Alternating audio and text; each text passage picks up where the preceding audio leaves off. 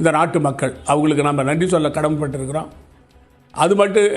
அதே போல் இருவரும் காலங்களில் பொறுத்த வரைக்கும் நாம் காங்கிரஸ் கட்சி பல மாநிலங்களில் சட்டமன்ற தேர்தலில் எந்தெந்த வியூகத்தை எடுக்கணுமோ அதை எடுக்காத ஒரு சூழ்நிலை இருந்ததை மாற்றி கண்டிப்பாக வியூகத்தை அமைச்சு தேர்தலில் நிற்க வேண்டிய ஒரு சூழ்நிலை உருவாகி இருக்கிறது என்பது தெளிவாக தெரிகிறது. பாரதிய ஜனதா கட்சியை பொறுத்த வரைக்கும் அவர்கள் நம்ம ஒரு பலமான எதிரி, காங்கிரஸ் கட்சிக்கு பலமான எதிரி, இந்தியா கூட்டணிக்கு பலமான எதிரி, பலவீனமான எதிரி இல்லை. ஏன்னா அவர்களுக்கு எல்லா வாய்ப்புகளும் இருக்குது.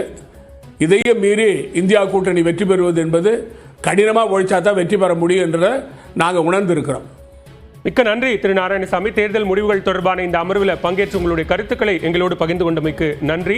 ஹரியானாவில் 6 தொகுதிகளுக்கான அந்த வெற்றி நிலவரங்கள் கிடைக்கப்பட்டிருக்கக்கூடிய நிலையில் அதில் 4 காங்கிரசும் 2 தற்போது பாஜகவும் வெற்றி பெற்றிருக்கிறது. அதே நேரத்தில் ஹரியானாவில் உள்ள 17 எஸ்சி தொகுதிகளில் முன்னணி நிலவரங்கள் என்பது கிடைக்கப்பெற்றிருக்கிறது. அங்கு தலித் வாக்குகள் பிரிந்திருக்கிறது அப்படிங்கிறத இந்த நிலவரங்கள் நமக்கு காட்டுகிறது.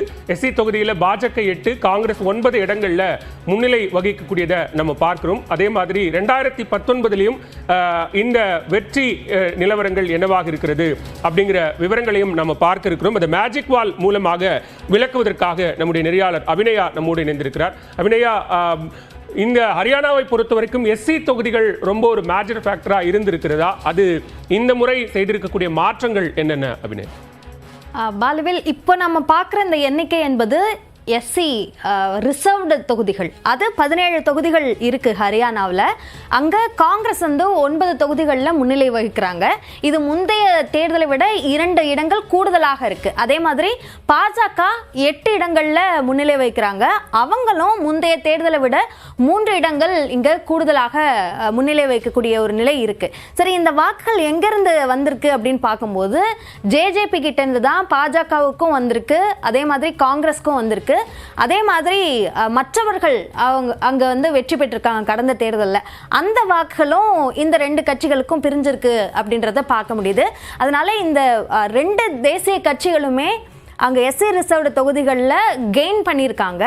அதிகமாக கெயின் பண்ணதுன்னு பார்த்தா பாஜக, குறைவாக கெயின் பண்ணதுன்னு பார்த்தா காங்கிரஸ். இது எஸ்சி ரிசர்வ். இது இல்லாமல் வெற்றியை தீர்மானிக்கக்கூடியவர்களாக தலித்துகள் இருக்கக்கூடிய தொகுதிகள் என்ற அந்த தொகுதிகள் அப்படின்னு நம்ம எடுத்துக்கிட்டோம் அப்படின்னா அது மொத்தமாக 14 தொகுதிகள் இருக்குது. அங்கே பாஜக 7 தொகுதிகளில் முன்னிலை வைக்கிறாங்க, காங்கிரஸ் 7 தொகுதிகளில் முன்னிலை வைக்கிறாங்க. ரெண்டும் சமமாக இருக்கிறத பார்க்க முடியுது. இங்கேயும் காங்கிரஸ் கூடுதலாக இந்த தொகுதிகளை எடுத்துக்கிட்டோம்னா காங்கிரஸ் கூடுதலாக கெயின் பண்ணியிருக்காங்க, 2 தொகுதிகள் கூடுதல். அதே மாதிரி பாஜக 1 இடம் கூடுதலாக இருக்குது. ஜேஜேபி கிட்டேருந்து தான் இந்த இடங்களும் போயிருக்கு. மற்றவர்கள் அவங்க பெற்ற வெற்றி என்பதும் போயிருக்கு. இந்த ஜேஜேபி, இண்டிபெண்டன்ஸ் இவங்க பெற்ற அந்த இடங்கள் என்பது 2 தேசிய கட்சிகளுக்கும் பிரிஞ்சு போயிருக்கு அப்படின்றத புரிஞ்சுக்க முடியுது. பாலவேல், விவரங்களுக்கு தொடர்ந்து மூடி நிகரார் திரு சந்திரசேகர், மூத்த பத்திரிகையாளர். சார், 2 மாநிலங்களினுடைய முடிவுகள் எப்படி பார்க்கிறீங்க? காலையில் இருந்த நிலவரம் தற்போது கிட்டத்தட்ட ஒரு 40% வாக்குகளை தாண்டி வாக்கு எண்ணிக்கை போயிருக்கு. உங்களுடைய பார்வை? இதுல உங்களுக்கு ஹரியானால ஒரு எதிர்பார்க்காத முடிவுகளாக தான் இருக்கு. அதில் நிச்சயமாக இந்தியா கூட்டணிக்கு, அது காங்கிரஸ் கட்சிக்கு இது ஒரு பெரிய பின்னடைவு. ராகுல் காந்தி அவர்களுக்கும் இது ஒரு சரிவு என்று தான் சொல்லலாம். ஏனென்றால் அவர்கள் 2 முறையாக ஆட்சியில் இருந்தும் அவர்களை, அந்த பிஜேபி கட்சியை அங்க ஆட்சியிலிருந்து இறக்க முடியல என்றால் அது காங்கிரஸ் கட்சியின் வியூகத்துல ஏதோ ஒரு தவறு நடந்ததாக தெரிகிறது. இவர்கள் அதுல ஒரு விஷயம் என்னன்னா, இவர்கள் பூபீந்தர் சிங் ஹூடா, அவருடைய மகன் தீபேந்தர் ஹூடா, இவங்க 2 பேர் மேல ரொம்ப ட்ரஸ்ட் வச்சு அவங்ககிட்டயே கட்சியை வர்ச்சுவலா கொடுத்ததுல அந்த ஜாட் கன்சாலிடேஷன் வந்திருக்கு காங்கிரஸுக்கு. ஆனா அதுக்கு ஏற்றால் போல் ஜாட்டுக்கு எதிரான கன்சாலிடேஷன் நடந்திருக்குன்னு தான் தெரியுது. மற்ற அதர் ஓபிசி, மற்ற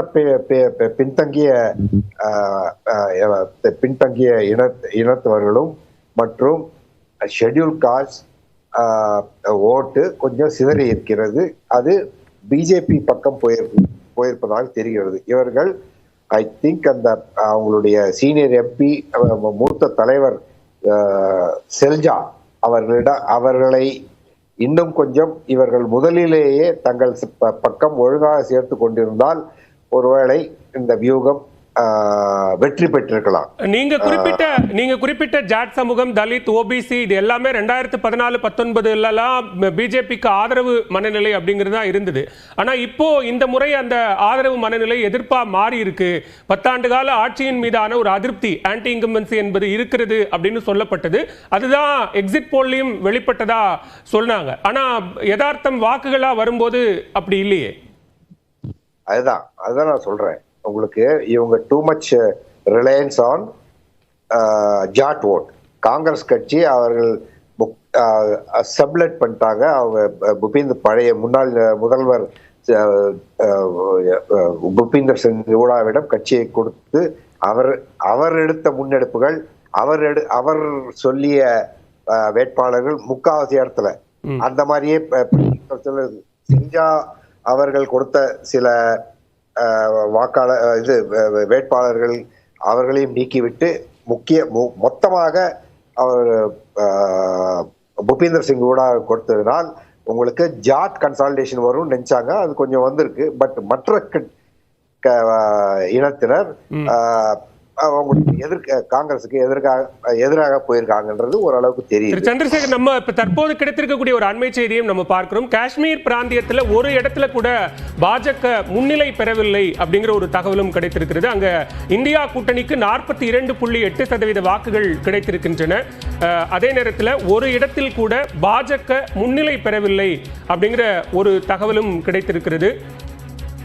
அதிக வாக்கு சதவீதத்தை ஒட்டுமொத்தமாக ஜம்மு காஷ்மீரினுடைய வாக்கு சதவீதமாக பார்க்கும்போது அதில் அதிக வாக்கு சதவீதத்தை பாஜக பெற்றிருக்கிறது. தேசிய மாநாட்டு கட்சி அதிக இடங்களில் முன்னிலையில் இருந்தாலும் குறைவான வாக்கு சதவீதம் அப்படிங்கிறது தான் இருக்கு. 43 தொகுதிகளில் என்சி முன்னிலையில் இருக்கிறாங்க. ஆனால் வாக்கு சதவீதம் குறைவாக இருக்கிறது. அதே நேரத்தில் பாஜக 28 தொகுதிகளில் முன்னிலை வகித்தாலும் அவர்களுடைய வாக்கு சதவீதம் கூடுதலாக இருக்கிறது பார்க்கிறோம். இது தொடர்பான கருத்தும் சொல்லலாம். அது உங்களுக்கு ஹரியானால கூட அப்படிதான். ஒரு 40% மேல காங்கிரஸ் அதிகமான வாக்கு சதவீதத்தை பெற்றிருந்தாலும் சீட் எண்ணிக்கையில் பாஜக அதிகமாக பெற்றுள்ளது. அதே போலதான் இப்பொழுது உங்களுக்கு காஷ்மீரிலும் ஓரளவுக்கு அது தெரிகிறது. இதுல என்னன்னா உங்களுக்கு காங்கிரஸ் காஷ்மீர்ல பாஜக நன்றாக பர்ஃபார்ம் செய்வார்கள் என்று எதிர்பார்க்கப்பட்ட இடம் ஜம்மு ரீஜன். அங்க அவங்க அவ்வளோ பெரிய பர்ஃபார்மன்ஸ் கொடுத்த மாதிரி தெரியல. அதனால்தான் உங்களுக்கு பிஜேபி நேஷனல் கான்ஃபரன்ஸ் மற்றும் காங்கிரஸ் அவர்களுடைய எண்ணிக்கை அதிகமாக உள்ளது. இல்லை என்றால் பாஜக இந்த 5 நாமினேட்டட் எம்எல்ஏஸ் அவர்களை வைத்துக் கொண்டும் சில இண்டிபெண்டன்ட் எம்எல்ஏஸ் அப்புறம் சிறு கட்சிகள் ரீஜனல் பார்ட்டிஸ்னு காஷ்மீர்ல புதுசாக வந்திருக்க கட்சிகள் அதையெல்லாம் வைத்துக்கொண்டு அவர்கள் ஆட்சியை பிடிப்பார்கள் என்று நினைத்தார்கள்.